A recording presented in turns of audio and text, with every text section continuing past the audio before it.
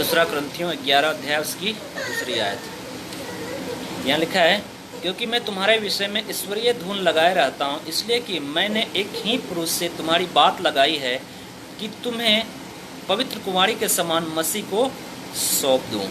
यहाँ पे पौलुस कुरिन्थियों को समझा रहा है, क्योंकि कुरिन्थ गलत शिक्षाओं की ओर जा रहा था और बहुत सारे गलत शिक्षक वहाँ पे आ गए थे, जिसके कारण पौलुस बहुत ही हार्ड शब्द को इस्तेमाल करता है यहाँ पे।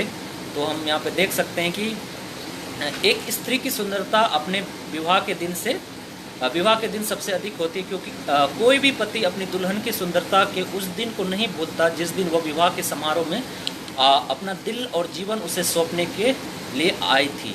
उस क्षण की उसकी सुंदरता तब तक उसके मन में रहेगी जब तक बुढ़ापे से उसकी स्मरण शक्ति खत्म न हो जाए या मृत्यु उसे उठा न ले जाए। तो हम देख सकते हैं यहाँ पे एक पत्नी का उदाहरण दिया है, एक पति पत्नी का उदाहरण दिया है। जब हम पहली बार जब हमारी शादी होती है तो हम जब पत्नी पहली बार तैयार होके शादी के मंडप में आती है तो उस सुंदरता को हम कभी नहीं भूलते। बार बार उस एल्बम को देखते हैं, बार बार उस वीडियो को देखते हैं तो हमारी यादें ताज़ा हो जाती है। तो यहाँ पे उस क्षण की उसकी सुंदरता तब तक हमारे या उस जो व्यक्ति साथ शादी करता है उसके मन में बनी रहती है जब तक वो बुढ़ापे से उसकी स्मरण शक्ति खत्म नहीं हो जाती या मृत्यु उसे उठा नहीं ले जाती है। तो कलीसिया के चित्रण के लिए दुल्हन शब्द के आकर्षण और भावना को हमारे मन से निकालना बहुत कठिन है। शायद यह कलीसिया के लिए नए नियम की सभी चित्रणों से सबसे अधिक सजीव है। इस शब्द का इस्तेमाल कलीसिया के वर्णन के रूप में केवल यूहन्ना ने किया है।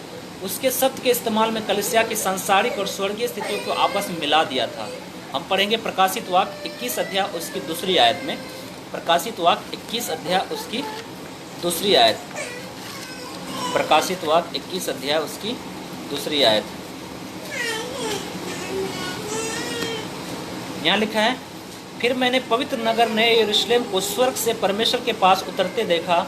वह उस दुल्हन के समान थी जो अपने पति के लिए श्रृंगार किए हुए। यहाँ पर हम देख सकते हैं क्या लिखा है, वो अपने उस दुल्हन के समान है जो अपने पति के लिए श्रृंगार के किए हुए हैं। और 9वीं आयत में लिखा है, इसी में 9वीं आयत में, फिर जिन 21 का 2 और 9वीं आयत फिर लिखा है, फिर जिन 7 स्वर्गदूतों के पास 7 अंतिम विपत्तियों से भरे हुए 7 कटोरे थे, उनमें से एक मेरे पास आया और मेरे साथ बातें करके कहा, इधर आ, मैं तुझे दुल्हन अर्थात मेमने की पत्नी दिखाऊंगा। यहाँ पे मेमने की पत्नी कौन है? हम और आप, यानी कलीसिया उसकी दुल्हन है। उनको यहाँ पे स्वर्गदूत बोलता है यूहन्ना को, मैं तुम्हें मेमने की पत्नी दिखाऊंगा। 22 का 17 में लिखा है, 22 का 17, आत्मा और दुल्हन दोनों कहती है आ, और सुनने वाले भी कहें आ। जो प्यासा है वो आए, और जो कोई चाहे वो जीवन का जल सेंत में ले। क्या लिखा है? आत्मा और दुल्हन दोनों कहती है आ। तो यूहन्ना रचित सुसमाचार, यूहन्ना प्रकाशित वाक्य में दुल्हन शब्द का इस्तेमाल कई बार करता है, यहाँ पर हम देख सकते हैं। उसी तरह परंतु दूसरा कुरिन्थियों 11 का 2 में पौलुस की तरह यीशु ने मरकुस 2 को 19 में भी कलीसिया का हवाला दुल्हन के रूप में दिया था। हम पढ़ सकते हैं मरकुस 2 का 19, मरकुस 2 का 19, मरकुस 2 का 19।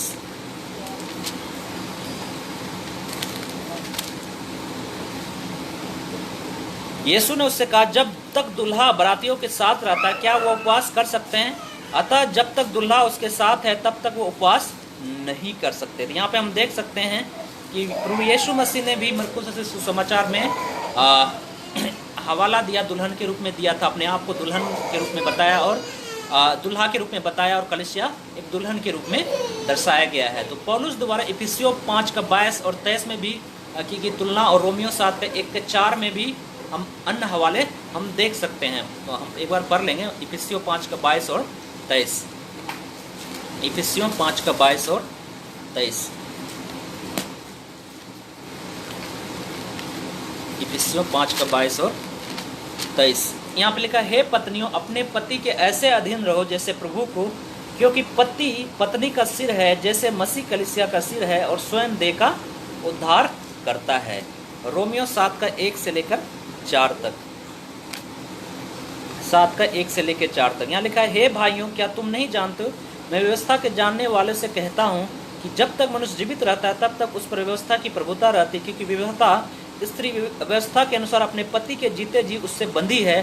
परंतु यदि पति मर जाए तो वह पति की व्यवस्था से छूट गई। इसलिए यदि पति के जीते जी वह किसी दूसरे की पुरुष की हो जाए तो व्यभिचारिणी कहलाएगी। परंतु यदि पति मर जाए तो वह व्यवस्था से छूट गए, यहाँ तक कि यदि किसी दूसरे पुरुष की हो जाए तो भी व्यभिचार न ठहरेगी। वैसे ही मेरे भाइयों, तुम भी मसीह की देह के द्वारा व्यवस्था के लिए मरे हुए बन गए हो, उस दूसरे को हो जाओ जो मरे हुए में से जी उठा, ताकि हम परमेश्वर के लिए फल लाएं। यहाँ पर हम देख सकते हैं पौलुस कई जगह प्रभु यीशु मसीह को दुल्हा के रूप में और कलीसिया को दुल्हन के रूप में चित्रित करता है। हमने प्रभु यीशु मसीह को भी देखा और यूहन्ना को भी देखा, कई जगह कलीसिया को दुल्हन के रूप में दर्शाया गया। तो कलीसिया पर मसीह की दुल्हन के रूप में विचार करने से हमारे मन में इसके स्वभाव तथा चरित्र का एक विचार आता है।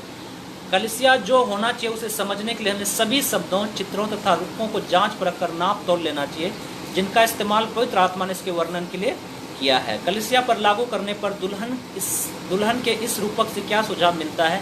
पहला चीज हम देखेंगे असंदिग्ध वफादारी। पहला चीज वफादारी यहाँ पे दिखाया गया, असंदिग्ध वफादारी।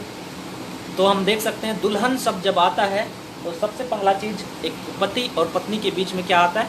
वफादारी एक सबसे बड़ी बात आती है। तो पहले तो दुल्हन का शब्द में वफादारी का संकेत है। एक दुल्हन ने प्रतिज्ञा की होती है, अर्थात उसने एक ऐसी वाचा बांधी है जिसके लिए प्रेम, वफादारी और जीवन आवश्यक है। यानी हम एक दूसरे के प्रति जब तक हम वफादार रहते हैं, हमारा रिश्ता तब तक एक पवित्र रहता है, तब तक एक अच्छा रिश्ता बना रहता है। तो पौलुस को यह डर था कि कुरिन्थ के लोग सच्चे मसीह की ओर से किसी झूठे यीशु और झूठे सुसमाचार की ओर फिर रहे थे। यानी पौलुस जब इन शब्दों का इस्तेमाल कर रहा है, दुल्हन शब्द का, तो क्यों इस्तेमाल कर रहा है? क्योंकि उनको डर था कि कुरिन्थ के लोग सच्चे मसीह की ओर से फिर कर झूठे मसीह यानी झूठे यीशु और झूठे सुसमाचार की ओर फिर रहे थे। जैसा बाइबल में इस बात को पौलुस ने ही बताया कि दो सुसमाचार है, दो आत्मा है, दो यीशु है। तो हम यहाँ पे उनको डर था कहीं ये लोग झूठे सच्चे यीशु से झूठे यीशु की ओर, झूठे सुसमाचार की ओर फिर रहे थे। इस कारण उसने कुरिन्थ के उन लोगों को मसीह में बने रहने और अपने आप को शुद्ध रखने का आग्रह करने के लिए हर संभव कठोर भाषा का इस्तेमाल किया था। क्योंकि मैं तुम्हारे विषय में, क्या लिखा है 2 कुरिन्थियों 11:2 में, क्योंकि मैं तुम्हारे विषय में ईश्वरीय ध्यान लगाए रहता हूँ, इसलिए कि मैंने एक ही पुरुष से तुम्हारी बात लगाई कि तुम्हें पवित्र कुंवारी की नाई मसीह को सौंप दूं। एक दुल्हन के लिए अपने पति को धोखा देने की बात सोचना भी असंभव है। अतः पौलुस ने उस निष्ठा को समझाने के लिए जो एक मसीह के प्रति होनी चाहिए, सगाई का संबंध का इस्तेमाल किया। यानी दुल्हन शब्द का क्यों इस्तेमाल कर रहा है?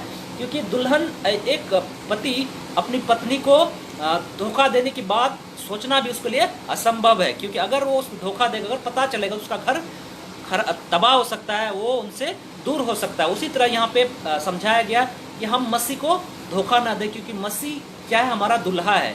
हम एक दूल्हे को छोड़कर, हमारी जब शादी हो चुकी है, हम दूसरे दूल्हे के पास नहीं जा सकते। इसलिए इन भाषा का इस्तेमाल पौलुस यहाँ पे कर रहा है। तो पति और पत्नी के मेल से अधिक निष्ठा का दूसरा एक क्या उदाहरण दिया जा सकता है? हम में से कईयों ने ऐसे पतियों और पत्नियों के बारे में सुना होगा जिसने एक दूसरे से अलग होकर मरने की बजाय इकट्ठे मृत्यु का सामना करना चुना था। उनके मनों में एक दूसरे के प्रति समर्पण अकेले जीवित रहने से कहीं अधिक था। कलीसिया के लिए सबसे आवश्यक बात मसीह की वफादारी है। प्रभु यीशु मसीह हमेशा ईमानदार लोगों को पसंद करता है, वफादार लोगों को पसंद करता है। एक इंग्लिश में कहावत भी है कि honesty is the best policy, यानी जो ईमानदारी है सबसे अच्छी नीति है। तो यहाँ पे हम देख सकते हैं यहाँ लिखा उसके लोगों को सफल होने, उन्नति करने, यहाँ तक कि जीवन का भी इतना महत्व नहीं है जितना मसीह के प्रति निष्ठावान होने का है। यहाँ पर हम देख सकते हैं अगर हम मसीह हैं तो हमें सफल होने या उन्नति करने, यहाँ तक कि जीवन का भी इतना महत्व नहीं होना चाहिए जितना अधिक हमें मसीह के प्रति निष्ठावान होना चाहिए, वफादार होना चाहिए। ये हमारे लिए सबसे महत्वपूर्ण होना चाहिए। प्रकाशित वाक्य 2:10 में हम पढ़ेंगे। प्रकाशित वाक्य 2 उसकी 10वीं आयत में, प्रकाशित वाक्य 2 उसकी 10 आयत, प्रकाशित वाक्य 2 उसकी 10 आयत। यहाँ लिखा है जो दुख तुझे झेलने होंगे उनसे मत डर, क्योंकि देख शैतान तुमको कुछ जेल खानों में डालने पर है, ताकि तुम परखे जाओ, और तुम्हें 10 दिन तक कलेश उठाना होगा, प्राण देने तक विश्वासी रह, तो मैं तुम्हें जीवन का मुकुट दूंगा। तो यहाँ हम देख सकते हैं मसीह के प्रति वफादार होने के लिए अगर हमें प्राण भी देना पड़े तो कोई बड़ी बात नहीं है। यानी हमारा जो महत्वपूर्ण क्या है हमारे जीवन में, मसीह के प्रति वफादार बने रहना, निष्ठावान बने रहना। हमें चाहिए कि हमें किसी भी संबंध, संपत्ति या निष्ठा से अधिक मसीह के प्रति वचनबद्धता को हम प्राथमिकता दें। हमारे लिए संपत्ति महत्वपूर्ण नहीं होनी चाहिए, हमारे निष्ठा महत्वपूर्ण होनी नहीं चाहिए, हमारा संबंध महत्वपूर्ण नहीं होने चाहिए, क्योंकि प्रभु यीशु मसीह इस बात को लूका 14:26, लूका 14:33, लूका 14:27 में इस बात को बताता है। हमारे लिए सबसे महत्वपूर्ण बात क्या है, मसीह के प्रति हमें वचनबद्धता को हम प्राथमिकता देनी चाहिए। हमारे लिए प्रभु यीशु मसीह महत्वपूर्ण होना चाहिए। तो यहाँ पे हमने देखा पहला चीज, दुल्हन का शब्द जब आता है तो उनके चरित्र को हम जब ध्यान में देते हैं तो कुछ बातों को हम देखते हैं, कुछ विचारों को हम देखते हैं। तो पहला विचार हमारे समझ में आता है कि हमें एक दुल्हन को क्या होना चाहिए, वफादारी उनके जीवन में होनी चाहिए, और संदिग्ध वफादारी उनके जीवन में होनी चाहिए। अगर हम प्रभु यीशु मसीह पे विश्वास करते थे, हमारा कर्तव्य होना चाहिए, हमारे सबसे महत्वपूर्ण कर्तव्य, हमें मसीह के प्रति वफादार होना चाहिए। जैसा यहाँ पौलुस कुरिन्थियों को लोगों को बताता है कि मैंने तुझसे एक दुल्हन, एक पवित्र कुमारी के समान एक दूल्हे से तुम्हारी बात लगाई है। तो हमें दुल्हन बोला गया, तो हमारा कर्तव्य है कि हम अपने दूल्हे से के प्रति वफादार बने रहें। उसके बाद हम देखते हैं पहचान, एक विलक्षण पहचान। दूसरा, कलीसिया के मसीह की दुल्हन होने के बाद से पहचान का पता चलता है। क्या पता चलता है, कलीसिया के मसीह की दुल्हन अगर हम बन जाते हैं तो हमें क्या मिलता है, एक पहचान मिलता है। हम उन लोगों का एक समूह है जिन्होंने अपने प्रेम को संकुचित कर लिया है और मन की इस एकता से मसीह के साथ एक वाचा बांध दिया। इस कारण हम मसीह के हैं और मसीह हमारा है। जिस प्रकार से एक पति और पत्नी एक दूसरे से संबंध होता है, हम मसीह को अपने सिर के रूप में देखते हैं, उसका नाम पहनते हैं अर्थात अपनाते हैं, और वह हमें पृथ्वी पर अपनी देह मानता है और हमें अपनी कलीसिया कहता है। तो हम जब प्रभु यीशु मसीह को ग्रहण करते हैं हमें एक पहचान मिलता है। पहले हमारा कोई पहचान नहीं था। जब हम प्रभु यीशु मसीह को ग्रहण करते थे हमें एक मसीह का नाम मिलता है कि हम मसीह हैं। जिस तरह एक पति और पत्नी जब शादी होती है तो उनको पति का नाम मिलता है, मिसेज ये मिसेज वो जो भी है, उनको एक पति का दर्जा मिलता है, पति का नाम मिलता है। तो पति और पत्नी दोनों के लिए विवाह का अर्थ एक नई पहचान होता है। पहले उनका पहचान अपने पिता से था, लेकिन अब जब शादी हो जाती है उनका पहचान क्या हो जाता है, अपने पति से हो जाता है। परंतु यह बात विशेष रूप से दुल्हन के लिए अधिक उपयुक्त होता है, क्योंकि विवाह के जीवन भर के लिए इकरार नामे से उसे एक नया नाम अर्थात उसके पति का नाम मिलता है। इसी प्रकार कलीसिया में प्रवेश करने पर और मसीह की कलीसियाओं का भाग बनने पर हमें एक नई पहचान मिलती है जो मसीह के साथ हमारे मेल से उत्पन्न होता है। तो जब हम जिस तरह एक पति और पत्नी, एक लड़का लड़की का शादी होता है, पति पत्नी के रूप में जब हो जाता है तो उस पत्नी को पति का नाम मिलता है, उनको पहचान मिलता है पति के रूप में। उसी तरह जब हम मसीह की कलीसिया से जुड़ जाते हैं हमें मसीह की पहचान मिलती है। हम देख सकते हैं रोमियो 16:6 में, रोमियो 16:6, शांत कर लो थोड़ा भैया, रोमियो 16:6,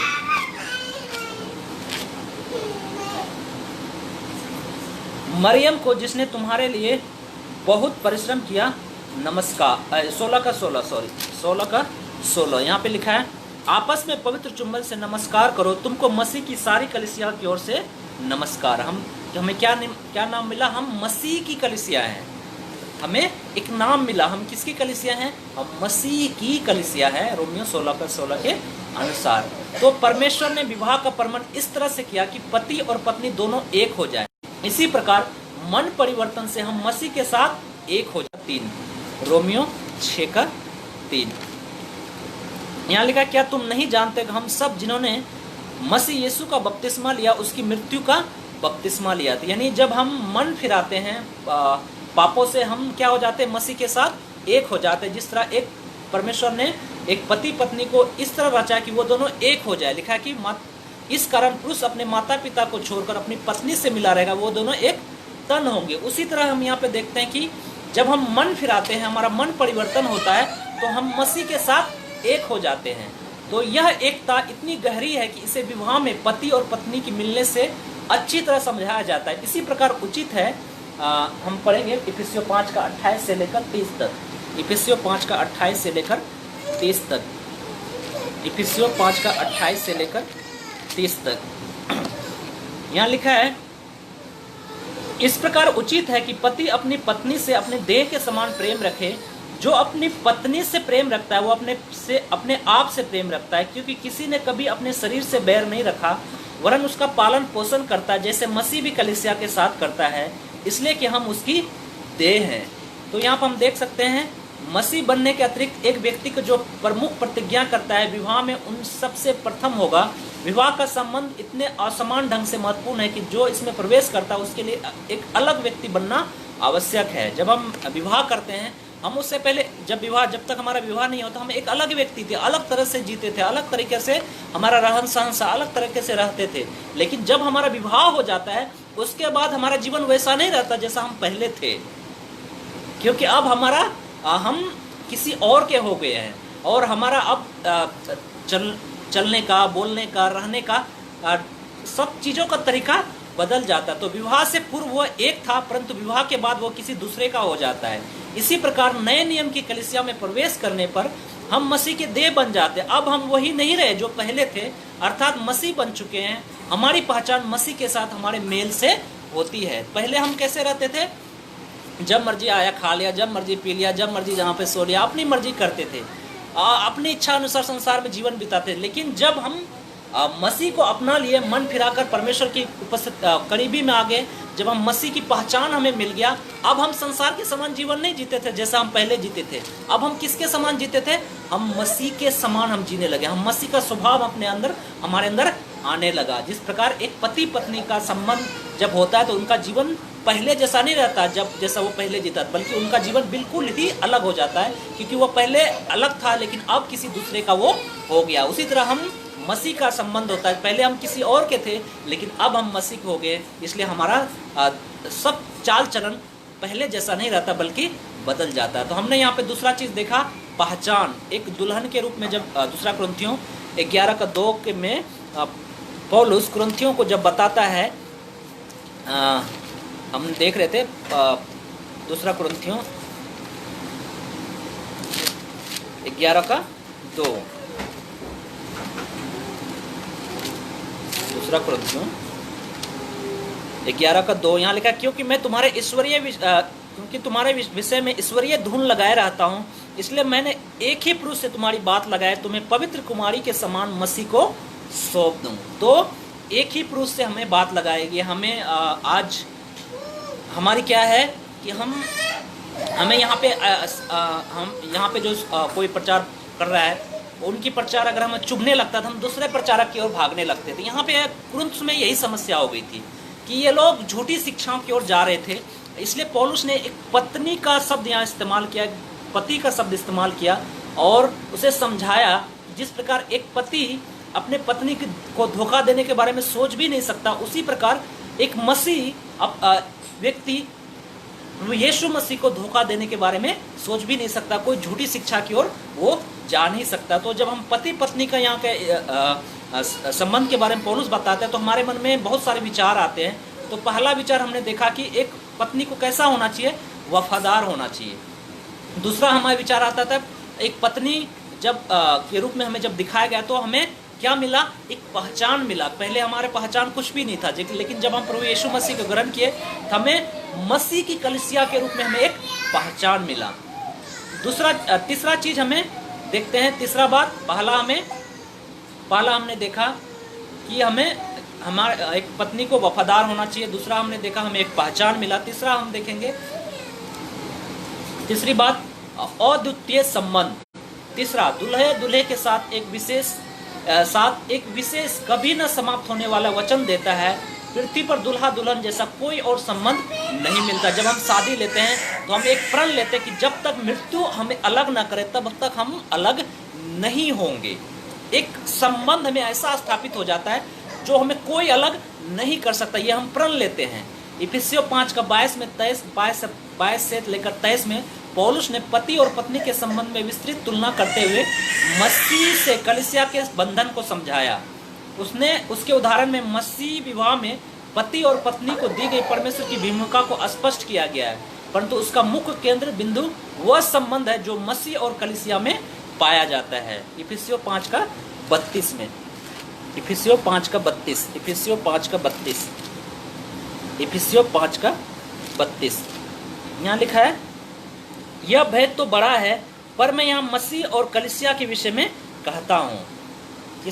किसके विषय में कह रहा है? पति पत्नी के द्वारा वो समझा रहा है, लेकिन किसके विषय में कह रहा है? कलीसिया के विषय में कह रहा है। तो यहाँ पर हम देख सकते हैं, अपनी तुलना में आत्मा की प्रेरणा से पौलुस ने समर्पण पर अधिक जोर दिया। किस पे जोर दिया? समर्पण पर अधिक जोर दिया। मसीह की दुल्हन के रूप में कलीसिया मसीह को अपना सिर मानकर उसके आगे समर्पण करती है। क्या है? मसीह हमारा क्या है? सिर है, और हम क्या है? उनके दुल्हन है, और हम किसके आगे समर्पण करते हैं? हम अपने दुल्हा के आगे समर्पण करते हैं। उसने कहा, हे पत्नियों, अपने अपने पति के ऐसे अधीन रहो जैसे प्रभु के, क्योंकि पति पत्नी का सिर है, जैसे मसीह कलीसिया का सिर है और आप देह का उद्धार करता है। इफिसियों 5:22 और 23 में बताया गया है। जिस प्रकार एक पत्नी अपने पति के प्रति समर्पित होती है, वैसे ही कलीसिया अपने अगुओं के रूप में मसीह की ओर देखती है। क्या? जिस प्रकार एक पत्नी अपने पति के प्रति समर्पित होती है, उसी प्रकार हम कलीसिया के अगुए, कलीसिया में मसीह लोग, जो कलीसिया हम हैं, हम किसकी ओर देखते हैं? मसीह की ओर देखते हैं, मसीह के प्रति समर्पित होते हैं। तो कलीसिया मसीह के आगे अपने आप को समर्पित करती, जो हर बात में समर्थ है, इस कारण वह उसकी संपूर्ण अगुवाई का आनंद लेती है। कलीसिया अपने अधिकार के लिए किसी मनुष्य की ओर, मनुष्यों के बनाए किसी संगठन की ओर, या इस पृथ्वी पर किसी मुख्यालय की ओर नहीं देखती है। मसीह की सच्ची कलीसिया का सिर केवल। तो हम जो कलीसिया हैं, हम किसी मनुष्य की ओर नहीं देखते, किसी संगठन की ओर नहीं देखते, या किसी पॉलिटिशियन की ओर नहीं देखते। हमारा ध्यान कहाँ पे रहता है? मसीह की ओर रहता है, क्योंकि हमारा सिर कौन है? हमारा सिर मसीह है। तो किसी बाइबल क्लास में इफिसियों 5:22-23 चर्चा करते हुए इस बात का उल्लेख अवश्य करता। आयत 23 पति के लिए नहीं बल्कि पत्नी के लिए है, और आयत 25 पत्नी के लिए नहीं बल्कि पति के लिए है। पत्नी के लिए सब समर्पण है और पति के लिए बलिदान है। याद रखें, पत्नी को पति के प्रति क्या होना चाहिए? समर्पित होना चाहिए, और पति को क्या होना चाहिए? पत्नी के प्रति एक बलिदान होना चाहिए। उनके लिए अगर हमें जान भी देना पड़े तो हमें देने के लिए तैयार होना चाहिए। जैसा पौलुस बताता है कि हे भाइयों, मुझे तुम्हारे लिए अपना लहू भी बहाना पड़े तो मैं उनके लिए तैयार हूँ। पौलुस के अनुसार एक अच्छे पति में कम से कम 2 गुण होने जरूरी हैं।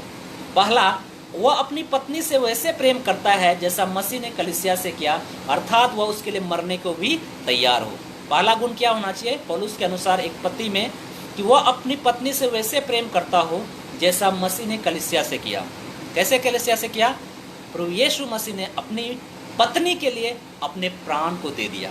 पत्नी कौन है? हम हैं। हमारे लिए प्रभु यीशु मसीह ने अपने प्राण को दे दिया। उसी तरह पौलुस बताता है एक पति के अंदर कैसे गुण होना चाहिए? अपनी पत्नी के लिए प्राण देने के लिए भी तैयार होना चाहिए। दूसरा, क्या गुण होना चाहिए? उसकी आत्मिक अगुवाई। यहाँ पे हम देख सकते हैं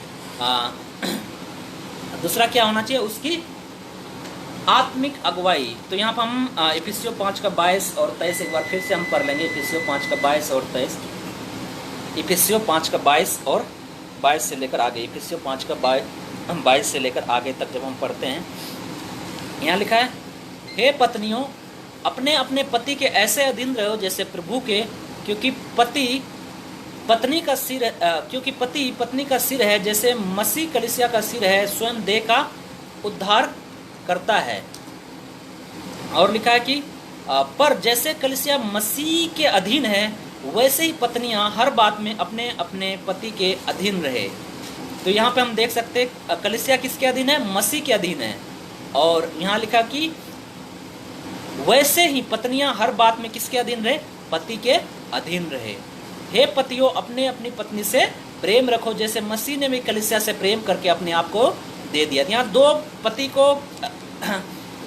के बारे में क्या बताया? पति को क्या होना चाहिए? जैसा मसीह ने कलीसिया से प्रेम किया उसी प्रकार पति के अंदर ये गुण होना चाहिए, अपने पत्नी के लिए अपने प्राण देने के लिए भी तैयार होना चाहिए। लेकिन पत्नी को क्या होना चाहिए? कि उसके प्रति समर्पित होना चाहिए, उसको प्रति समर्पण होना चाहिए। तो यहाँ पर हम इस बात को देख सकते हैं। आगे लिखता है 25 में, हे पतियों अपनी अपनी पत्नी से प्रेम रखो जैसा मसीह ने भी कलीसिया से प्रेम करके अपने आप को उसके लिए दे दिया कि उसके वचन के द्वारा जल के स्नान से शुद्ध करके पवित्र बनाए। यानी जब हम परमेश्वर के प्रति समर्पित होते हैं, जब हम परमेश्वर के प्रति वफादार होते हैं, तो परमेश्वर हमें क्या करता है? पवित्र करता है। किसके द्वारा? अपने वचन के द्वारा, अपने शब्दों के द्वारा हमें पवित्र करता है। तो यहाँ पे हम आगे देखते हैं और उसे एक ऐसी तेजस्वी कलीसिया बनाकर अपने पास खड़ी करे जिसमें ना कलंक, ना झुर्री, ना कोई और ऐसी वस्तु हो, वरन पवित्र और निर्दोष हो। तो यहाँ पर हम देख सकते हैं जब हम परमेश्वर के प्रति वफादार होते हैं, परमेश्वर के प्रति हमें समर्पित होते हैं, तो परमेश्वर हमसे सबसे पहले हमें पवित्र करता है वचन के द्वारा, और उसके बाद हमें एक ऐसी कलीसिया बनाकर खड़ी करना चाहता है, ना कोई हमारे अंदर दोष हो, बल्कि हम निर्दोष हो, बल्कि हम पवित्र हो, हमारे अंदर कोई कलंक, कोई झुर्री, कोई ऐसी वस्तु ना हो। इसी प्रकार उचित है कि पति अपनी पत्नी से अपने देह के समान प्रेम रखे, और जो अपनी पत्नी से प्रेम रखता है वो अपने आप से प्रेम रखता है, क्योंकि किसी ने कभी अपने शरीर से बैर नहीं रखा वरन उसका पालन पोषण किया, जैसा मसीह भी कलीसिया के साथ करता है, इसलिए कि हम उसकी देह के अंग हैं। तो यहाँ हम देख सकते हैं जब इस बात को कि हम किसकी पत्नी है? हम प्रभु यीशु मसीह की पत्नी हैं। पहले हम कहाँ थे? जैसा एक उदाहरण के लिए एक कोई भिखारिन होती है और कोई राजकुमार से उनकी मुलाकात होती है, और धीरे धीरे उनमें बातचीत होती है, और वो उनको एक भिखारिन से प्यार हो जाता है, और वो राजकुमार उस भिखारिन से शादी कर लेता है और उसको उठाकर अपने राजमहल में ले जाता है। और जब वो राजमहल में जाती है तो उनका जीवन पहले जैसा नहीं रहता, जैसे भिखारी भीख मांगता है, 1 रुपया दे दो, 2 रुपया दे दो, बल्कि उनका जीवन बिल्कुल बदल गया है। अब वो कोई भी चीज़ किसी से मांगने के लिए नहीं जाती है, बल्कि वो खुद लोग उन्हें वहाँ पे प्रोवाइड करते हैं। उनके घर में वो सब चीज़ जो उसे चाहिए वो उनके पास अवेलेबल है, क्योंकि उनकी शादी किससे हुई? राजकुमार से हुई, और राजकुमार के पास किसी भी चीज़ की कमी नहीं होती है। उसी तरह हम और आप पहले कैसे थे? इस संसार में थे, भिखारी के समान जीवन जी रहे थे, लेकिन अब हमारी सगाई, हमारा शादी प्रभु यीशु मसीह से हो चुका है, और हम प्रभु यीशु मसीह की दुल्हन हैं, और परमेश्वर हमारा पालन पोषण करता है। यहाँ लिखा है कि इसलिए यहाँ लिखा है कि क्योंकि किसी ने कभी अपने शरीर से बैर नहीं रखा वरन उसका पालन पोषण करता है, जैसा मसीह भी कलीसिया के साथ करता है। पहले परमेश्वर हमें पवित्र बनाता है, शुद्ध करता है, और एक ऐसी कलीसिया हमें बनाना चाहता है जिसमें ना कलंक, ना झुर्री, खुद प्रभु यीशु मसीह ये सब चीज़ करता है। उनके बाद और भी चीज़ क्या करता है? हमारा पालन पोषण करता है, हमारी हर एक जरूरतों को पूरा करता है, क्योंकि हम अब किसी साधारण व्यक्ति की पत्नी नहीं है, बल्कि हम मसीह की पत्नी है, और परमेश्वर हमें हर वो चीज़ उपलब्ध कराएगा जो हमारी ज़रूरत है, क्योंकि खुदा का वचन खुद बोलता है वो हमारा पालन पोषण करता है। तो हम क्यों भिखारी की तरह इन हर चीज़ों की हम आज भी संसार में हम एक ऐसा लगता है कि हम भिखारी के समान जी रहे हैं। तो यहाँ पे इस बात को दिखाया जाता है कि प्रभु यीशु मसीह हमारा पालन पोषण करता है, लेकिन उससे पहले बहुत सारी बातें हैं जो हमें समझने की ज़रूरत है। हमें मसीह के प्रति समर्पित होने की ज़रूरत है, और उसके जिस प्रकार एक पति पत्नी के प्रति समर्पित होता है, उसी प्रकार एक पत्नी को अपने पति के प्रति समर्पित होना चाहिए, अर्थात मसीह के प्रति समर्पित होना। यहाँ पर हम देख सकते हैं पति पत्नी का उदाहरण देकर कलीसिया के बारे में दिखाया गया, कि हमारे और आपके बारे में बताया गया कि किस प्रकार हमें मसीह के प्रति वफादार होना चाहिए, समर्पित होना चाहिए।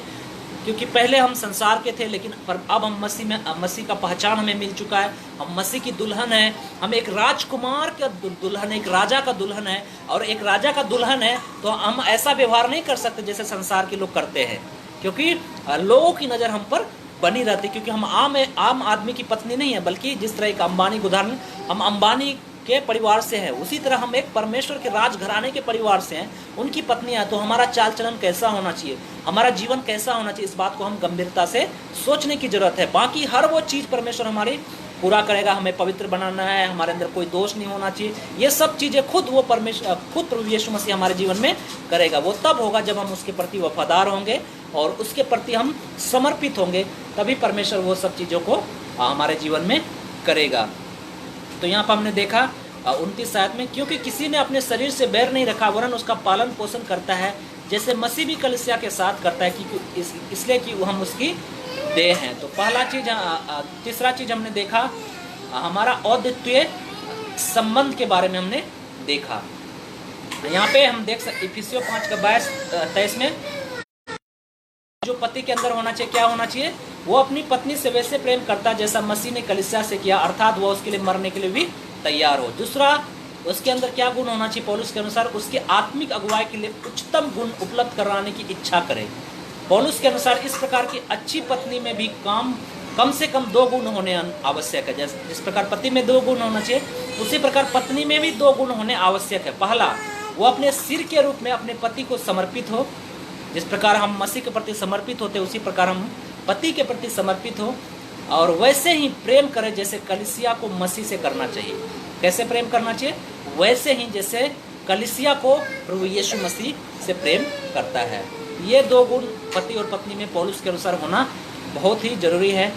उसकी कलीसिया में प्रवेश करने, उसमें रहे बिना कोई भी मसीह के साथ इस विशेष दुल्हा दुल्हन के संबंध में नहीं आ सकता। इसलिए याद रखें, उसकी कलीसिया में प्रवेश करने और उसमें रहे बिना, हमें कलीसिया में प्रवेश करना और उसमें रहे बिना कोई भी मसीह के साथ इस दुल्हा दुल्हन के संबंध में नहीं आ सकता। जिस प्रकार एक आदमी पत्नी के रूप में किसी दूसरी स्त्री को वही विशेष अधिकार नहीं दे सकता, उसी प्रकार किसी दूसरे संगठन या संस्था को, चाहे वो कितना भी प्रसिद्ध या सेवा करने के लिए समर्पित हो, मसीह के साथ दुल्हा दुल्हन के संबंध का विशेष अधिकार नहीं मिल सकता। जिस प्रकार एक पति पत्नी का शादी हो गया, लेकिन फिर भी वो किसी दूसरी स्त्री से संबंध रखता है, उनको वो अधिकार नहीं देता जो अधिकार वो पत्नी को देता है। उसी तरह अगर हम मसीह में बने नहीं रहेंगे, मसीह में नहीं रहेंगे, तो हम ये दुल्हा दुल्हन के संबंध में हम नहीं आ सकते। हम मसीह की दुल्हन नहीं बोल सकते, भले हम कितनों वचन पढ़ें, प्रार्थना करें, कोई फर्क नहीं पड़ता। लेकिन जब हम मसीह में बने रहते, तभी हम सच में उसकी दुल्हन है, सच में वो हमारा दुल्हा है। वो हमारा दुल्हा है, हम उसकी दुल्हन है। तो हमने तीसरा चीज हमने देखा, हमें उसकी पहचान हमें मिलती। चौथा चीज हम देखेंगे, असीमित पूर्व प्रबंध। चौथा चीज हमें देखेंगे, असीमित पूर्व प्रबंध। चौथा, मसीह के दुल्हन होने का अर्थ मसीह की संभाल और प्रेम का पूर्व प्रबंध पाना। राजाओं के राजा और प्रभुओं के प्रभु की दुल्हन को मिलने वाले आशीषों को पूरी तरह से कौन समझ सकता है। हम किसकी दुल्हन हैं? हम राजाओं के राजा, प्रभुओं के प्रभु की दुल्हन हैं। हम आज साधारण व्यक्ति की दुल्हन नहीं है। ये जो कलीसिया, हम और आप जो कलीसिया है, कलीसिया को दुल्हन के रूप में दर्शाया गया। हमने प्रकाशित वाक्य, लूका रचित सुसमाचार, कुरिन्थियों के अध्याय, इफिसियों के अध्याय में सब जगह देखा कलीसिया को एक दुल्हन के रूप में दर्शाया गया। और वो दुल्हन किसकी दुल्हा, उसका दुल्हा कौन है? राजाओं का राजा, प्रभुओं का प्रभु। हमारा दुल्हा कौन है? राजा है, वो प्रभुओं का प्रभु है। उनकी ओर से आशीषों को पूरी तरह से कौन समझ सकता है? कोई भी नहीं समझ सकता है। वो इतनी आशीष से हमें भरता है। पहले तो यीशु अपनी कलीसिया के लिए उद्धार उपलब्ध कराता है। पहला आशीष जो उसने अपनी कलीसिया को दिया है वो है उद्धार। इफिसियों 5:23 में हमने पढ़ा, क्योंकि पति पत्नी का सिर है जैसे मसीह कलीसिया का सिर है, वह स्वयं देह का उद्धार करता है। देह कौन है? हम। वो स्वयं हमारा उद्धार करता है। अपनी कलीसिया को यह जीवन उसने इसके लिए क्या दिया? उसने अपने प्राण देकर दिया। जैसा मसीह भी कलीसिया से प्रेम करके अपने आप को उसके लिए दे दे। ये जो उद्धार हमें मिला, कैसे मिला? उसने अपनी कलीसिया के लिए, अपनी पत्नी को पाने के लिए, उद्धार देने के लिए उनके लिए प्राण दे दिया। तो ये हमारे लिए एक आशीष का कारण है। सबसे बड़ा आशीष, उसने हमें उद्धार दिया। फिर यीशु कलीसिया को सहारा देता है। पहला आशीष जो राजाओं के राजा, प्रभुओं के प्रभु के दुल्हन बनने के रूप में हमें मिला, वो है हमारा उद्धार। दूसरा आशीष हमें मिला, वो हमें सहारा देता है। हमें यूं ही नहीं छोड़ देता, उद्धार दे दिया बस तुम्हारा काम खत्म हो गया, अब तुम्हें कुछ नहीं मिलेगा। नहीं, वो उसके बाद हमें सहारा देता है। पौलुस ने कहा, एक पति को अपनी पत्नी का पोषण वैसे करना चाहिए जैसे मसीह कलीसिया के साथ करता है। पौलुस ने क्या सिखाया? एक पति को अपनी पत्नी का पालन पोषण वैसे करना चाहिए जैसा मसीह कलीसिया के साथ करता है। इफिसियों 5:29 में अभी हमने पढ़ा। तो यीशु कलीसिया की पवित्रता की चौकसी करता है और उसका भविष्य सुरक्षित करता है। यीशु मसीह हमें उद्धार देकर छोड़ नहीं देता, बल्कि वो हमारे पवित्रता की चौकसी करता है, रक्षा करता है, हमारे भविष्य को सुरक्षित रखता है। हम पढ़ सकते हैं इफिसियों 5:26 और 27 में लिखा है, अभी हमने पढ़ा, हे पत्नियों अपनी अपनी पत्नी से प्रेम रखो, बल्कि 26 और 27 पढ़ेंगे कि उसके वचन के द्वारा जल के स्नान से शुद्ध करके पवित्र बनाए, और उसे एक ऐसी तेजस्वी कलीसिया बनाकर अपने पास खड़ी करे जिसमें ना कलंक, ना झुर्री, ना कोई और ऐसी वस्तु हो, वरन पवित्र और निर्दोष हो। यहाँ पर हम देख सकते हैं यीशु मसीह न केवल हमें उद्धार दिया, बल्कि यीशु मसीह ने हमें क्या दिया, हमारी क्या करता है, हमें पवित्र रखता है, हमारी सुरक्षा करता है, हमारा पालन पोषण करता है। एक कहानी है सिंड्रेला की एक कहानी है, एक बच्चों की कहानी है, जो हम एक कहानी है, उसमें इस विचार से एक कहानी दिया गया जो हमें थोड़ी देर पहले हमने बताया था। एक गुलाम लड़की का जिसके साथ दुर्व्यवहार होता है, अंततः एक राजकुमार के साथ उसका विवाह हो जाता है। इस कहानी के बाद वाले भाग पर विचार करते हुए, कहानी के बाद क्या हुआ, राजकुमार की पत्नी के रूप में सिंड्रेला के लिए जीवन कैसा था। सिंड्रेला क्या था, एक भिखारिन थी। उनका जीवन कैसा हो गया जब वो राजकुमार के साथ शादी होगी, उसके लिए उस जीवन का अनुभव कैसा था। पहले उसने निर्धनता में रहकर गुलामी में काम करने वाली निराश लड़की को विलासिता, धन, समर्थन, अपने नए घर में और जीवन में एक उज्जवल भविष्य मिल गया था। राजकुमार से उसके विवाह के कारण उसे एक नई पहचान, एक नया जीवन और बहुत सा आनंद मिल गए थे। मसीह के देह में प्रवेश करने से हमें मसीह की संभाल और पूर्व प्रबंधों में लाया जाता है। जैसे दुल्हन अपने पति को प्रिय संभाल में आती है, मसीह की इस सुरक्षा के प्रतिज्ञा केवल कलीसिया के लिए है। तो एक देख सकते हैं कि एक भिखारी लड़की या एक शोषण करने वाली लड़की का शादी एक राजकुमार से हो जाता है, उनको एक नई पहचान मिलती है, वो राजा की पत्नी हो जाती है और राजा उसका अब ध्यान रखने लगता है और उनको हर एक जरूरतों को पूरा करता है, उनका पालन पोषण करता है। अब उनका जीवन वैसा नहीं रह जाता जैसा पहले उसका था। उसी तरह परमेश्वर हमें इतनी आशीषों से बढ़ता है कि हम पहले जैसे भिखारन के समान जीते तो वैसा हमें नहीं जीने देता, बल्कि वो हमें एक उद्धार देता है, वो हमें पवित्र करता रहता है, हमें हमारा भविष्य सुरक्षित करता है और हमें सुरक्षा की गारंटी देता है। तो हम किसकी पत्नी है? हम राजाओं के राजा, प्रभुओं की प्रभु की पत्नी है और वो हमारा प्रबंध करने वाला परमेश्वर है। पांचवी चीज हम देखेंगे, अनुपम प्रतिज्ञा। पांचवा, मसीह की दुल्हन के रूप में कलीसिया का भविष्य वही होगा जो मसीह का है। याद रखें, अगर हम मसीह की दुल्हन हैं तो हमारा भविष्य वही होगा जो मसीह का है। आमीन। हम अपने भविष्य के लिए चिंता मत करें हमारा भविष्य में क्या होगा। अगर हम मसीह की दुल्हन है, अगर हम मसीह की दुल्हन के रूप में समर्पित है, मसीह के प्रति वफादार है, प्रति उनकी पहचान हमें मिल गए, हमारा भविष्य वही होगा जो मसीह यीशु का भविष्य है। हम भी परमेश्वर के सिंहासन के दाहिने जा बैठेंगे। यहाँ तक कि खुद लिखा है कि प्रभु यीशु मसीह हमें भोजन खिलाएगा और हम उसके साथ भोजन करेंगे। तो कलीसिया वहीं जाएगी जहाँ मसीह जाता है, उसे वही कुछ मिलेगा जो मसीह को मिलता है और मसीह के साथ ही अनंत काल में रहेगी। कलीसिया के संबंध में नए नियम में दुल्हन शब्द का प्रयोग प्रकाशित वाक्य 21 और 22 अध्याय में मिलता है। यूहन्ना ने इस शब्द का इस्तेमाल कलीसिया के भविष्य के साथ इसके स्वभाव को जोड़ने के लिए किया था। वो पहले पवित्र नगर नए यरूशलेम को स्वर्ग से परमेश्वर के पास उतरते देखा और उस दुल्हन के समान थे जो अपने पति के लिए श्रृंगार किए हुए हैं। किस दुल्हन के समान है? जो अपने पति के लिए श्रृंगार किए हुए। और बाद में एक स्वर्गदूत ने उनसे कहा, इधर आ, मैं तुझे दुल्हन अर्थात मेमने की पत्नी को दिखाऊंगा। प्रकाशित वाक्य 21:9 में। फिर उसे आत्मा में एक बड़े ऊंचे पहाड़ पर ले जाकर पवित्र नगर यरूशलेम को स्वर्ग से परमेश्वर के पास उतरते दिखाया गया, जिसमें परमेश्वर की महिमा थी। प्रकाशित वाक्य 21:10 और 11 में पढ़ सकते हैं। प्रकाशित वाक्य की पुस्तक आत्मा और दुल्हन के निमंत्रण के साथ समाप्त होती है। आत्मा और दुल्हन दोनों कहती है आ, और सुनने वाले भी कहे आ, जो प्यासा हो वो आए और जो कोई चाहे वो जीवन का जल सेंत में ले। ये प्रकाशित वाक्य 22:17 में लिखा है। आत्मा के अनुसार कलीसिया को इसके पृथ्वी पर मसीह को मंगेतर के रूप में, स्वर्ग में मसीह की पत्नी के रूप में देखा जाना चाहिए। हम अगर पृथ्वी पे हैं अभी तक हम उसके मंगेतर के रूप में, हम मेमने की शादी में अभी नहीं, हमारा शादी नहीं हुआ, लेकिन जब हम स्वर्ग में जाएंगे तो हमारा शादी मेमने के साथ होगा। यह बात 2 कुरिन्थियों 11:2 में वफादार रहने की पौलुस की शिक्षा के अनुकूल है। क्योंकि मैं तुम्हारे विषय में ईश्वरीय धूल लगाए हूँ, इसलिए मैंने एक पुरुष से तुम्हारी बात लगाया है कि तुम्हें पवित्र कुंवारी की नाई मसीह को सौंप दूं। अगर हम सच में वास्तव में मसीह की दुल्हन बनना चाहते हैं, अगर हम चाहते हैं कि हमारी शादी प्रभु यीशु मसीह से हो, तो हमें मसीह के प्रति सबसे पहले वफादार बनने की सीखना होगा। हमें कैसे मसीह के प्रति वफादार होना चाहिए, कैसे उसके प्रति समर्पित होना चाहिए। तो सगाई का पूरा होना वास्तविक विवाह है। यूहन्ना ने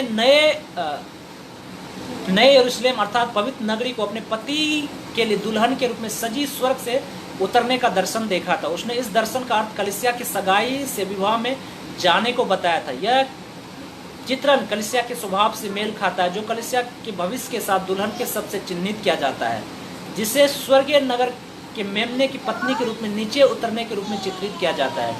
यीशु ने किसी और संस्था के नहीं बल्कि अपनी देह अर्थात अपनी कलीसिया को उद्धार करने की प्रतिज्ञा की है। किसकी प्रतिज्ञा की है? अपनी कलीसिया को उद्धार करने की उसने प्रतिज्ञा की है। फिलिप्पियों 5:23 में उसकी कलीसिया का भविष्य प्रकाशित वाक्य में पिछले समय में की गई प्रतिज्ञा के पूरा होने में और बुराई पर विजय के रूप में दिखाया जाता है।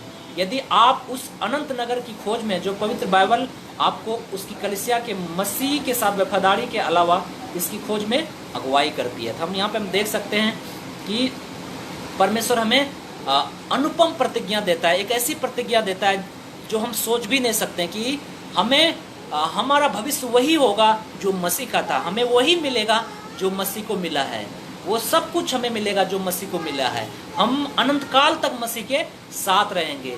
वो कैसे होगा? जब हम उस मसीह को पाने के लिए, उस दुल्हन को इंतजार में हम अपने आप को, जिस तरह एक पत्नी अपने पति के लिए श्रृंगार किए हुए खड़ी रहती, हमारा पति आएगा और हमारी शादी उनके साथ होगी। वो कोई ऐसे बाल बना के नहीं आते, बिखरे हुए, कपड़ा नहीं पहना है, कुछ भी पहन के आ जाते, नहीं। वो सबसे सुंदर अपने आप को दिखाने के लिए पति की नज़र में और श्रृंगार करके शादी के मंडप में पहुंचती है। उसी तरह हमें पत्नी के रूप में अगर देखें तो हमारा आत्मिक जीवन सुंदर होना चाहिए, ताकि यीशु मसीह को वो जीवन भाना चाहिए, ताकि हम उनकी दुल्हन कहलाने के योग ठहर सके। तो हमें वही मिलेगा जो मसीह को मिला। हमारा भविष्य सुरक्षित है, इस बात की परमेश्वर हमें गारंटी देता है। तो इसके लिए ज़रूरत क्या है? हमें उनके प्रति वफादार होना है, हमें उनके प्रति समर्पित होना है, हमें एक दुल्हन के समान हमें आत्मिक जीवन को श्रृंगार करना है, हमें आत्मिकता में सुंदर बने रहना है। छठी बात यहाँ पे हम देख सकते हैं, बेदाग सुंदरता। छठा, दुल्हन शब्द में सुंदरता का सुझाव मिलता है। एक दुल्हन से सुंदर कुछ और नहीं हो सकता, उसकी मनोहरता और वेशभूषा लोक प्रसिद्ध है।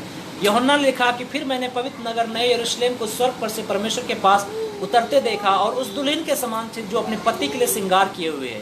प्रकाशित वाक्य 21:2। क्या है? बेदाग सुंदरता। छठी बात हम देख रहे हैं। प्रभु की आशीषों के बारे में लिखते हुए यशायाह ने उदाहरण के लिए एक दुल्हन के आकर्षण का इस्तेमाल किया। हम पढ़ेंगे यशायाह 61:10। यशायाह 61:10। यशायाह 61:10। यशायाह 61:10। मैं यहोवा के कारण अति आनंदित होऊंगा, मेरा प्राण परमेश्वर के कारण मग्न होगा, क्योंकि उसने मुझे उद्धार के वस्त्र पहनाए। श्रृंगार का मतलब क्या है? हमें परमेश्वर के दिए हुए उद्धार का वस्त्र पहनकर संसार में चलना है। श्रृंगार का मतलब वो है नहीं संसारिक पाउडर लगाना, ये लगाना नहीं।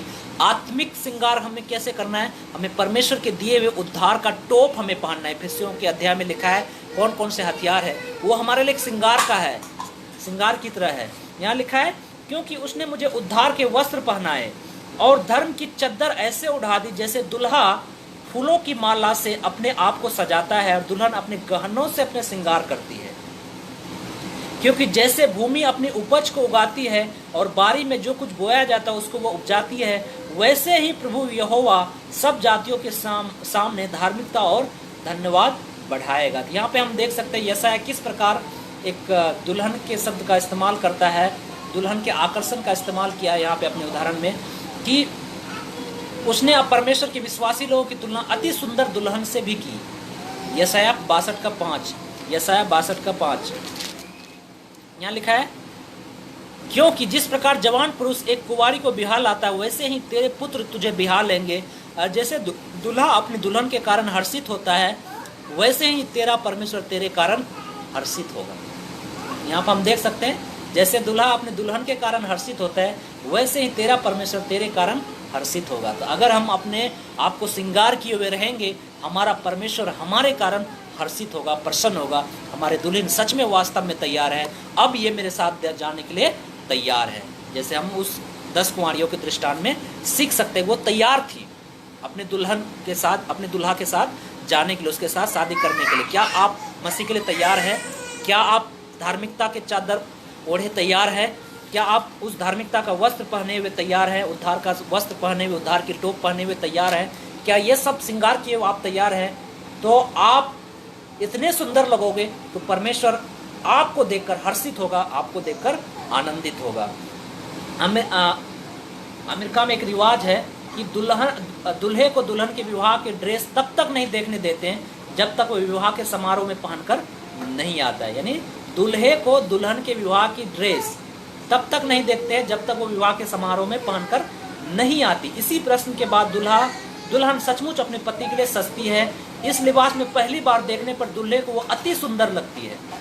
कलीसिया अर्थात मसीह की दुल्हन को धार्मिकता के लिबास से और पवित्रता के विवाह के ड्रेस से सजाया जाता है। हम कैसे श्रृंगार करते हैं? हमें धार्मिकता के लिबास से और पवित्रता के विवाह के ड्रेस से सजाया जाता है। पौलुस ने लिखा, उसे एक ऐसी तेजस्वी कलीसिया बनाकर अपने पास खड़ी करे जिसमें ना कलंक, ना झुर्री, ना कोई और ऐसी वस्तु वरन पवित्र और निर्दोष हो। इफिसियों 5:27। यदि कलीसिया मसीह को सुंदर लगेगी तो संसार को भी सुंदर लगेगी। याद रखें, यदि कलीसिया यीशु मसीह को सुंदर लगेगी तो ऑब्वियसली संसार को भी सुंदर लगेगी। तो हमें कैसे अपने आप को सुंदर दिखना है? हमें धार्मिकता के वस्त्र पहनना है, धार्मिकता के लिबास पहनना है, पवित्रता से हम अपने आप को सजाना है, तभी हम मसीह की नज़र में सुंदर दिखेंगे और संसार की नज़र में भी हम सुंदर लगेंगे। यह एक ठप्पे की तरह है। आप अपने चरित्र की संभाल कीजिए और आपका चरित्र आपकी प्रतिष्ठा की संभाल करेगा। जब कलीसिया मसीह के वचन के द्वारा शुद्ध रहती है, इसी प्रकार उसे सुंदर लगती है, तो संसार में इसकी प्रतिष्ठा वैसे होगी जैसे होनी चाहिए। आज बहुत सारे लोग मसीह लोगों को पसंद नहीं करते क्योंकि उनका चाल चलन इस योग नहीं था जैसा मसीह का था। तो हमारे जीवन में वो पवित्रता नहीं दिखती, वो धार्मिकता नहीं दिखती जो हमारे जीवन में होनी चाहिए। जैसा यहाँ पे श्रृंगार किए हुए खरी हुई दिखाया गया यरूशलेम को, उसी तरह हमें धार्मिकता से, लिबास से श्रृंगार किए हुए परमेश्वर के सामने खड़े हुए नजर आना चाहिए। पवित्रता से श्रृंगार किए हुए खड़े हुए नजर आना चाहिए, तभी हम परमेश्वर की नज़र में भाने वाले बनेंगे, उसके लिए हर्षित का कारण ठहरेंगे और संसार के लिए भी हम आनंद का कारण ठहरेंगे। तो वचन में बने रहकर अर्थात मसीह के प्रति वफादार होकर कलीसिया अपने आप को स्वर्ग में मसीह के साथ विवाह के लिए सजाती है। कैसे हम स्वर्ग में विवाह के लिए हम सजेंगे? कैसे हम उस स्वर्ग में जाकर हम परमेश्वर से विवाह करेंगे? वचन में बने रहकर अर्थात मसीह के प्रति वफादार होकर कलीसिया में अपने आप को मसीह के साथ विवाह के लिए सजाती है, अपने आप को स्वर्ग में मसीह के साथ विवाह के लिए सजाती है। तो क्या है? सबसे पहला चीज, हमें मसीह के प्रति वफादार बने रहना है और वचन के प्रति वफादार बने रहना है। तो हम अपने आप को उस बेदाग चरित्र और परमेश्वर के सामने निर्दोष आत्मा बनाए रखकर उस विशेष दिन के लिए तैयारी करते हैं। तो हम इस बात को हमने देखा, 6 बातों को देखा। एक दुल्हन में क्या क्या चीज़ होना चाहिए, कैसा उसका चरित्र होना चाहिए, क्या क्या गुण होने चाहिए एक दुल्हन में। जब यहाँ पौलुस 2 कुरिन्थियों 11:2 में लिखा कि मैं एक पुरुष से तुम्हारी बात लगाई हूँ और मैं चाहता कि मैं तुम्हें एक पवित्र कुंवारी के नाई उनको सौंप दूँ, अर्थात यीशु मसीह को सौंप दूँ। तो यहाँ दुल्हन के रूप में हमने कई गुणों को देखा। तो सबसे पहला जो गुण हमने देखा था, सबसे पहला गुण था वफादारी। एक दुल्हन के अंदर क्या होना चाहिए? वफादारी होना चाहिए। तो पहला चीज़, हमें मसीह के प्रति वफादार होना चाहिए। हमें मसीह को धोखा नहीं देना चाहिए, जैसा गलतियों में लिखा है कि धोखा ना खाओ, परमेश्वर ठट्ठों में नहीं उड़ाया जाता है। तो हमें मसीह को धोखा देने के बारे में सोचना भी नहीं चाहिए। अगर हमें इस पास्टर यहाँ पे इस कलीसिया में शिक्षा पसंद नहीं आ रहा है, ये तो हमेशा वचन करते रहता है, वो हमारे मन की बातें तो बोलता ही नहीं है। तो याद रखें, हमें वचन के प्रति वफादार होना है, हमें मसीह के प्रति वफादार होना है। कलीसिया बदलने से किसी का जीवन नहीं बदलने वाला है। इस पास्टर को सुनने से, उस पास्टर को सुनने से आपका जीवन नहीं बदलने वाला है। जीवन तभी बदलेगा जब आप मसीह को एक दुल्हन के रूप में, दुल्हा के रूप में एक्सेप्ट करेंगे। वो मेरा दुल्हा है और हम अपने दुल्हे के प्रति वफादार बने रहना है। जब ये बात आपके मन में आएगी तो आप लोगों की बातों पर नहीं बल्कि परमेश्वर की कही हुई बातों पर विश्वास करेंगे, उसके वचन के अनुसार चलेंगे, क्योंकि आप कभी भी अपने पति की बातों को टालेंगे नहीं, पति की बातों को उल्टा जवाब नहीं देंगे, क्योंकि ये प्रभु यीशु मसीह का वचन है, और हमारा पति कौन है? प्रभु यीशु मसीह है। तो हमें किसके प्रति वफादार होना है? अपने पति के प्रति वफादार होना। तो पहला एक पत्नी के रूप में जब पौलुस कुरिन्थियों को दर्शाया गया कि मैं तुम्हें एक दुल्हन के रूप, तुम एक दुल्हन हो और मैंने तुम्हारी एक बात दूल्हे से चलाई है और मैं पवित्र कुमारी के समान तुम्हें उनको सौंप देता हूँ। तो हमें दुल्हन के रूप में जब दिखाया गया तो उनका मतलब क्या था कि हमें उस दूल्हे के प्रति क्या रहना है? वफादार रहना है, कि ताकि हमें उनसे हमारी शादी हो सके। वफादारी। दूसरा, हमें एक दुल्हन के रूप में जब हम उसकी दुल्हन बन जाते हैं तो दूसरा हमने देखा हमें एक पहचान मिल जाता है। जैसे एक पत्नी और पति की जब शादी होती है उससे क्या किसकी पहचान मिलती है? एक पति की पहचान मिलती है। मिसेज वो पहले वो अपने पिता के नाम से जानी जाती थी, लेकिन अब वो अपने पति के नाम से एक नई पहचान, एक नया जीवन, नई राह उसे मिल जाती है। तो हमें उसी तरह मसीह को कलीसिया का एक पहचान मिला। हम अब कलीसिया में जुड़ गए हैं, हम मसीह की कलीसिया का पहचान हमें मिल गया है। तीसरा चीज हमने देखा हमारा संबंध। अब हमारा संबंध किसके साथ हो गया? मसीह के साथ हो गया। हमारा अद्वितीय संबंध किसके साथ हो गया? मसीह के साथ हमारा एक संबंध हो गया, एक रिश्ता हो गया है। इसलिए हमें किसके प्रति समर्पित होना है? हमें मसीह के प्रति समर्पित होना। अब हमारा संबंध संसार के साथ नहीं रहा। हम पहले जैसे संसार में जीते थे वैसा नहीं जिएंगे। क्यों? क्योंकि अब हमारा संबंध संसार के साथ नहीं, अब हमारा संबंध मसीह के साथ हो गया है और हमें उनके जैसा जीना है, उनके जैसा बनना है, उनके जैसा रहना है। तीसरा चीज, पत्नी के रूप में जब हम अपने पति के रूप में जब हम प्रभु यीशु मसीह को देखते हैं, हम अपने आप को उनके दुल्हन के रूप में देखते हैं, तो चौथा चीज वो हमें असमित पूर्व प्रबंध करता है। यानी हमारे मांगने से पहले वो हर एक जरूरतों का प्रबंध करता है। जैसा हमने देखा इफिसियों में कि वो अपनी कलीसिया का पालन पोषण करता है। अब हम उसकी कलीसिया का नाम हमें मिल गया, वो हमारा पालन पोषण करता है। जिस प्रकार एक पति जब पत्नी जब एक पति के घर जाती है, अब पत्नी की जिम्मेदारी किसकी होगी? पति की। कि पति अपनी पत्नी की हर एक जरूरतों को पूरा करता, चाहे वो रहना हो, उसका खाना हो, उसका कपड़ा हो, हर वो चीज़ों को। तो यहाँ पर हम देख सकते हैं उसी तरह परमेश्वर हमारा पालन पोषण करता है, हमें उद्धार दिया, हमें पवित्रता, हमें पवित्र करते रहता है, हमारी सुरक्षा, भविष्य की सुरक्षा करते रहता है। ये किसकी जिम्मेदारी है? ये मसीह की जिम्मेदारी है। वो हमारा प्रबंध करता है, हमारी रक्षा करता है, हमारी सुरक्षा करता है। पांचवा चीज हमने देखा, वो हमें अनुपम प्रतिज्ञा देता है। वो प्रतिज्ञा क्या है? कि हमारा भविष्य वैसा ही होगा जो मसीह का था। हम अनंत काल तक परमेश्वर के साथ राज करेंगे। छठा चीज हमने देखा, बेदाग सुंदरता। अगर हम परमेश्वर की नज़र में सुंदर दिखेंगे तो परमेश्वर हमारे कारण हर्षित होगा। तो वो सुंदरता कैसे आएगी? जब हम धार्मिकता के लिबास से और पवित्रता के विवाह के ड्रेस से सजे सजाए परमेश्वर के सम्मुख खड़े होंगे तो परमेश्वर हमारे कारण हर्षित होगा। संसार भी की दृष्टि में भी हम सुंदर दिखेंगे। यानी हमारे अपने चरित्र को हमें पवित्र बनाए रखना है। तो सारांश ये है कि अपने पति के लिए सजी दुल्हन से सुंदर और क्या होता है? सुंदर और पवित्रता, वफादार रहने के संदेश है, दुल्हन सब में मिलते हैं। यह आसानी से समझ आ जाता है कि पवित्र आत्मा ने कलीसिया के स्वभाव को व्यक्त करने के लिए इस व्यक्तित्व को क्यों चुना। इस शब्द में हमें उस विशेष संबंध का पता चलता है जो कलीसिया मसीह से बनाए रखती है, अर्थात मसीह के प्रति कलीसिया की वफादारी, कलीसिया मसीह के लिए पूर्व प्रबंध, मसीह की पहचान जो मसीह उसे देता है, कलीसिया के लिए मसीह के द्वारा बनाया गया इसका भविष्य। इस चित्र से मन में मसीह होने के कारण मिलने वाले लाभों, आकांक्षाओं और हमारे दायित्वों और अवसरों का ध्यान आता है। इससे हमारे मन में मसीह के पास कलीसिया के सुंदर और महिमायुक्त स्थान का ध्यान आ जाता है। क्योंकि कलीसिया मसीह की दुल्हन है, इसलिए कौन उसकी कलीसिया का सदस्य नहीं होना चाहेगा? कोई है जो उसकी कलीसिया का सदस्य नहीं होने चाहेगा? क्योंकि हमारा दूल्हा कौन है? मसीह है। और मसीह का दुल्हन होना कितने सौभाग्य की बात है। जो कोई मसीह की देह में प्रवेश नहीं करता, वो मसीह के अनुयायी के रूप में जीवन नहीं बिताता, निश्चय उसने कलीसिया के स्वभाव को नहीं समझा। मान लीजिए कि कोई आपको बहुत बड़ा खजाना पेश करता है जिसे आप अपनी इच्छा से खर्च कर सकते हैं, क्या आप इसे स्वीकार कर लेंगे? क्या आप किसी के डर से या डाइजेस्ट की $1 करोड़ की इनकार करने की कल्पना कर सकते हैं? या यदि वो धन आपको मिल जाए तो क्या आप उसे मुंह मोड़ लेंगे, या आप कहेंगे $1 करोड़ ओ क्षमा करना, मुझे इसे बिल्कुल दिलचस्पी नहीं है? उत्तर स्पष्ट है, आप उस धन को पाकर खुशी से फूले नहीं समाएंगे। उसकी कलीसिया में प्रवेश और उसकी दुल्हन के रूप में रहने को आपको मसीह का निमंत्रण पृथ्वी के सारे धन और आनंद तथा वैभव से बढ़कर है। याद रखें, मसीह आपको निमंत्रण दे रहा है कि आप उनसे शादी का निमंत्रण दे रहा है कि आप उनकी दुल्हन बने, और ये सारे पृथ्वी के सारे धन और आनंद से और वैभव से बढ़कर है।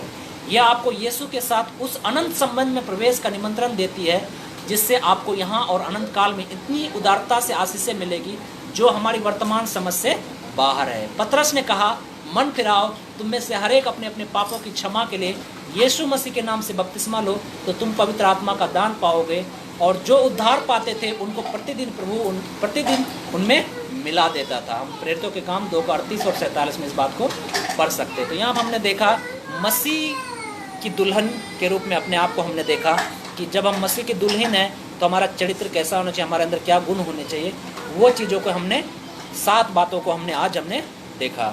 आशा करता हूँ कि परमेश्वर ने आप सबको आशीषित किया होगा इस वचन के द्वारा। अब अपने आप को साधारण व्यक्ति न समझे, बल्कि आप प्रभु यीशु मसीह की दुल्हन हैं, और अपने आप को प्रभु यीशु मसीह को दूल्हे के रूप में देखें, और अपने दूल्हे के प्रति आप वफादार बने रहें, और उसके लिए हमेशा पवित्रता से श्रृंगार किए हुए रहें, धार्मिकता का वस्त्र पहन के रहें, ताकि वो आपको देखकर हर्षित हो सके और संसार की नज़र में आप सुंदर दिख सके। बहुत बहुत धन्यवाद इस वचन को सुनने के लिए। धन्यवाद प्रभु जी सुंदर वचन के लिए जो आपने हमें सिखाया प्रभु जी कि हम आपकी दुल्हन हैं और आप हमारे दुल्हा हैं, और हम अपने दूल्हे के प्रति वफादार बने रहें, क्योंकि आपकी वजह से हमें एक नई पहचान मिली है। आप हमारा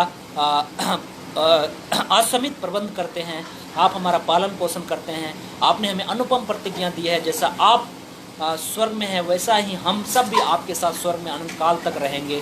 और आपने ये प्रतिज्ञा की है, जैसा मैं पिता के साथ हूँ वैसा मैं चाहता हूँ तुम भी मेरे साथ वो हमेशा के लिए राज करो।